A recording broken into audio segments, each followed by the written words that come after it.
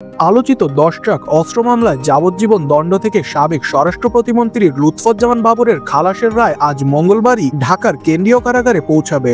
এ রায় সেখানে যাওয়া দ্রুততম সময়ের মধ্যে তিনি মুক্তি পাবেন বলে আশাবাদ ব্যক্ত করেছেন তার আইনজীবী শিশির মনির।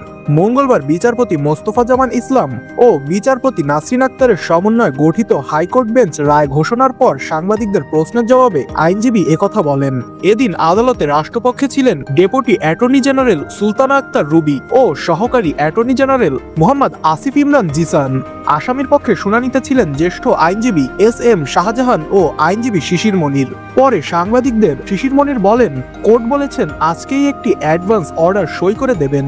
আমি আশা করি আজকেই এই আদেশ পৌঁছানো হবে এবং দ্রুততম সময়ের মধ্যে তিনি জেল থেকে মুক্তি পাবেন। তিনি কেরানীগঞ্জ কারাগারে আছেন। কারাগারে আদেশ যথানিয়মে পৌঁছানোর পর তার আত্মীয় স্বজন এবং গুণগ্রাহীরা যারা আছেন সবাই আইন কানুন মেনে সেখান থেকে যথাসম্মানে তাকে বাসায় পৌঁছে দেবেন। শিশির মনির জানান, এই মামলায় 14 জনের সাজা হয়েছিল, তার মধ্যে 5 জন খালাস পেয়েছেন। 5 জনের সাজা কমিয়ে দিয়েছেন আদালত। মৃত্যুজনিত কারণে 4 জনের আপিল বাদ হয়ে গেছে, অর্থাৎ নিষ্পত্তি হয়ে গেছে।